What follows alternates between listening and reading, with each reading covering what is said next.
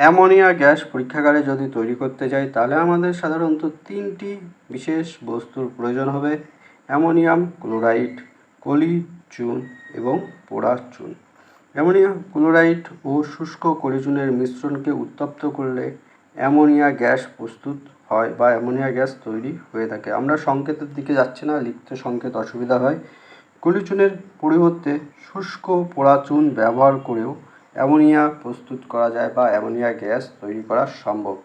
Ammonia জলে খুব দ্রাব্য হয়ে থাকে, তবে দ্রবীভূত হয়ে অ্যামোনিয়াম হাইড্রোক্লোরাইড উৎপন্ন হয়।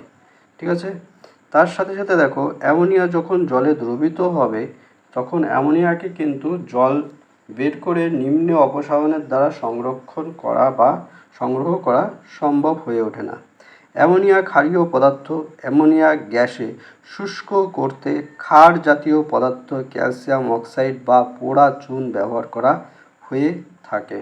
অ্যামোনিয়ার তীব্র ঝাঁঝালো গন্ধযুক্ত গ্যাস, যা আমাদের চোখ এবং ফুসফুসের পক্ষে অত্যন্ত ক্ষতিকর হয়ে থাকে। কোনো স্থানে অ্যামোনিয়া ছড়িয়েছে বা অ্যামোনিয়া গ্যাসে আক্রান্ত কোনো ব্যক্তির চোখে ও মুখে প্রচুর পরিমাণে জলের ঝাপটা দেওয়া প্রয়োজন।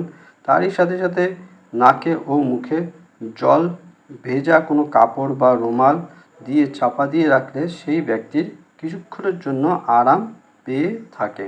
লাইকার অ্যামোনিয়া সাধারণত অ্যামোনিয়ার অত্যন্ত গাঢ় জলীয় দ্রবণকেই সাধারণত বলা হয়ে থাকে লাইকার অ্যামোনিয়া। এক্ষেত্রে 0.88 আপেক্ষিক গুরুত্ব বিশিষ্ট গাঢ় অ্যামোনিয়াকেই বলা হয়ে থাকে liker ammonia.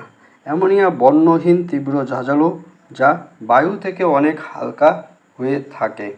Ammonia gas hydrogen chloride গ্যাসের সংস্পর্শে অ্যামোনিয়াম ক্লোরাইড যৌগটি গঠন করে, যা সাধারণত সাদা ধোঁয়া সৃষ্টি করে।